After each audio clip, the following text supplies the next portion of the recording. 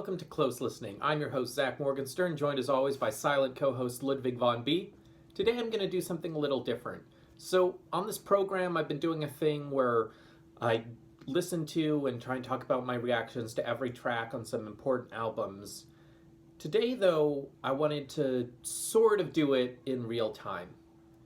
Growing up a child of the late CD age, a lot of the classic artists I was exposed to were through greatest hits albums.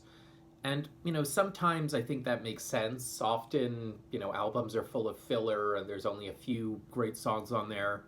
But some artists are really known for never having a dud, and people really did listen to album after album back in the day, and even to this day know the album very well. So I decided I wanted to listen to the Beatles album by album, and though I've listened to a few of the albums over the years, I'm going to take it right back to the beginning with Please Please Me.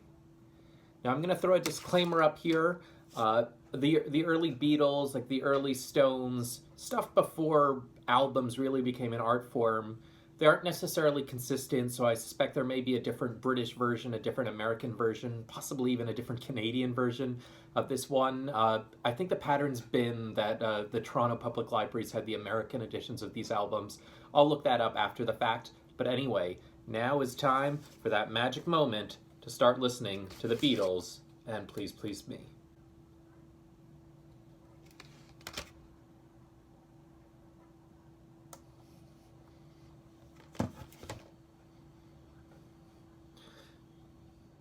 So the first track on the record is I Saw Her Standing There. This is a track I know for various reasons. It's one of the first non-classical songs I learned on piano just because it happened to be in a collection I had, and my teacher or I don't even remember, figured it was good for me to know a Beatles tune. It also figures into Rain Man. That said, because I've never listened to this on album before, it really blew me away. I know the Paul McCartney voice, I know the John Lennon voice. I'd say Paul is the one who's leading on this song, but their voices mix together so perfectly. It just sounds like a third singer on here.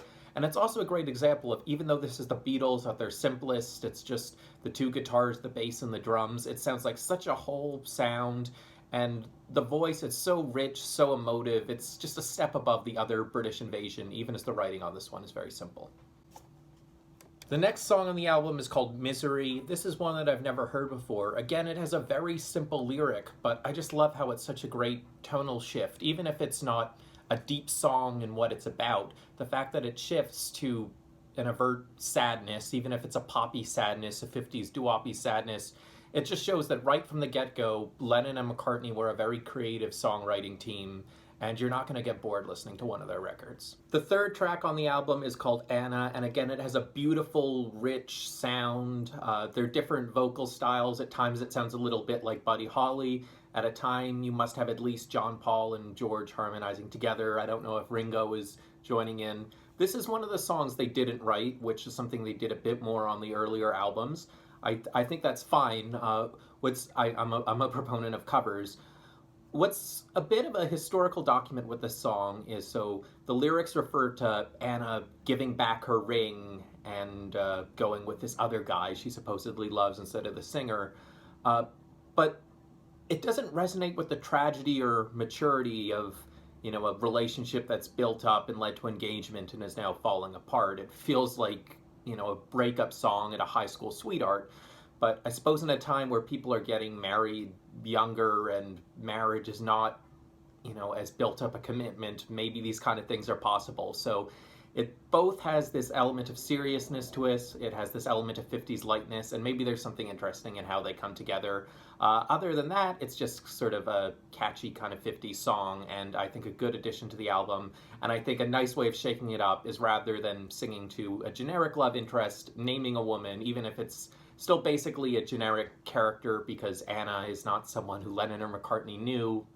The fact that you're talking to someone specific, that implied specificity, I think it adds some color to the record. So the next track on the record is called Chains. So this is a song by the epic songwriting team of Carole King and her ex-husband Jerry Goffin.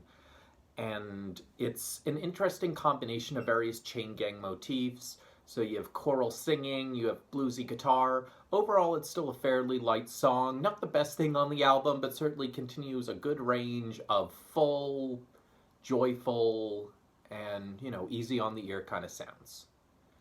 And next we have a third cover in the row on the album called Boys. I'm going to admit I cheated a little bit with this one. Between the tracks I paused and looked it up to confirm it was indeed Ringo singing. You definitely recognize his voice right away, and it's just, again, a good example of the Beatles trying to find a way to make all these songs sound just a little different from each other. I just would have thought the idea of Ringo singing was a novelty that occurred to them later, but I guess they really were a team of 4 quasi-singer-songwriters in their own right from the beginning. Then we get another original called Ask Me. This one wasn't my favorite, I think just because it falls a bit too awkwardly between the territory of mellow and the territory of upbeat. And that's something the Beatles push in a bunch of these songs. They're in this sort of awkward in-between space. And this one, it struggles most to get out of that awkward valley, but it's still a perfectly pleasant song. It just doesn't do enough to make it an earworm. I guess that's my only critique. Next on the album, we get to Please Please Me, which is the title song. Certainly a memorable, interesting structural song. You can hear little bits of Jerry and the Pacemakers, a fellow Brian Epstein-managed Liverpool band from the time, and the guitar playing. You hear lots of different vocal motifs going on, including one of the things that stands out, as I've already said with this album, compared to the later Beatles, the Lennon and McCartney voices merge so much, and it really stands out here. You get this stiff, kind of tough voice, not necessarily in a bad way, but it just sounds like a singer who you're not going to recognize in the later Beatle records, and it gives it a kind of New York doo-wop kind of feel. The other interesting thing with this one is that it uses harmonica for an unusual riff. So next on the album, we have Love Me Do. And this is a song where the harmonica is recognizable, even to me, even though I don't know this early Beatles stuff as well. And it's a bluesy harmonica. And this accent's actually what's interesting about Please Please Me, because Please Please Me, the harmonica is not playing a blues scale, it's just playing the melody. So that sounds really distinct. Love Me Do is, a very simple blues song. The chorus certainly gets in your head, that's why it's a classic. It has a very stripped down sound, which I think keeps it from being one of my favorite Beatles things. But when I listen to it, because it's so simple, I just try and hear what are the little things with Ringo's drums that interrupt the simplicity.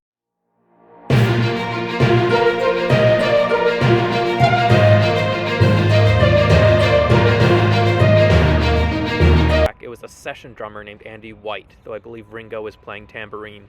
So there you go, my little drum observation is meaningless, but that's what you get for having a sort of live reaction video instead of a well-researched one.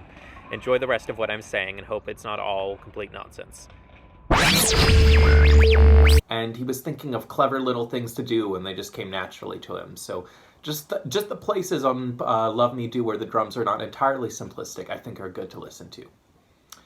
The next song on the album is P.S. I Love You. This one also has a very simplistic, stripped-down sound. The drums sound almost like a click track, a metronome, the kind of thing you record to with if you're starting to build your song. But there's a lot going on here. The chorus sounds kind of ethereal. It uses that F, G, A, or something in another key sound that would later be used in David Bowie's Space Oddity. The verse, again, it's in that awkward space between major and minor, sad and happy for me, where it doesn't quite work. But even if this song didn't quite stick with me, it shows that even when the Beatles were writing in a very lyrically simplistic way, that they had that creative potential that you would see explode on the later records. The next song on the album, they're returning to doo-wop covers. It's called Baby It's You, and I didn't have too much to say about this one. I thought the lead vocal was very strong, but there's a bit more of an awkward la la la repeated by the band. Sometimes when I hear the Rolling Stones sing in harmony, I feel like there's an intentional ugliness to the singing. The Beatles' voices are not as whiskey-stained, but still, it's not as smooth and harmonic as the lead vocal. A lot of these doo-wop songs in their original form, they're sang by these perfect singers, and the Beatles are not always perfect in their sound, so you get that interesting contrast. Sometimes it's actually fun to listen to, sometimes it's interesting, but with this album, despite it being simple, again and again, I keep saying, never a dull moment. The next song on the album is called Do You Want to Know a Secret? And this is one where I don't think I've ever heard the Beatles version. I heard it on this compilation album called Black America Sings Lennon, McCartney, and Harrison. And it didn't sound like any Beatles song I'd heard before. Again, this one is a bit mellow and the lyrics aren't the most exciting thing, but I think Ringo is the real MVP here because he adds this oomph with the drums that makes it sound like this innocent call of "Do you want to know a secret?" is actually a form of seduction, and not a manipulative form of seduction, but just, playful, fun, and it gets the most out of the simple lyrics and simple melody. So the next song on the album is called "A Taste of Honey." It's a cover, and it's a sort of movie melodrama kind of vibe. At first I thought it had a sort of Orientalist take on the Middle East feel to it, but then it sounded more like an American Western. It's an interesting tune to listen to if you haven't listened to it before. And again, I think I've heard it played, but not by the Beatles. The next song on the album is called "There's a Place." Again, this is another one that's pushing the line between minor sad, major upbeat. Not a favorite, but I think it's a good non-favorite. It's just a nice breaking out of sadness kind of song. I think it also affects my listening to it because it makes me think of other songs with that simple lyric, "There's a Place," so the song from West Side Story or the Beach Boys song "In My Room." And so even if there's less going on with this one, and even though I believe the Beach Boys song would have come a year or two later, it just helps with my listening that it evokes those more surreal, escapist songs. And I don't know, I like when we bring the surreal back to the real, because we like to have surrealism, adventure, escapism in our life, but this Beatles song is like what a real escape from sadness song would be like. So I think that brings me to the last track on the album. I wonder what that one's going to be. Okay, so that was "Twist and Shout." This is the Beatles covering an Isley Brothers songs, though the Isley Brothers weren't doing the original one either. It occurs to me I've never heard that one out loud. Is it Isley or Eiley? Is it like Island? Anyway, they've recorded some good songs. This Beatles song is an absolute classic because of the howling vocals. "Well, shake it on, baby, now."